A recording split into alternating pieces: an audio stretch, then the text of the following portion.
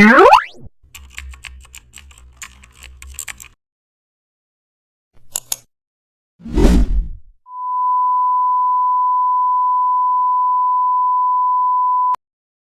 back to the channel. Don't forget to like, share and subscribe for more updates.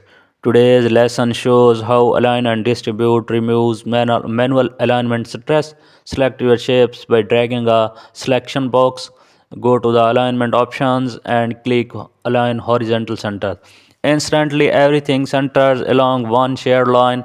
Next click align vertical center for a perfect cross alignment. Your shapes now meet in a precise center point. Open the distribute panel for spacing refinement. Choose distribute vertical space. Every shape now carries equal distance from the next.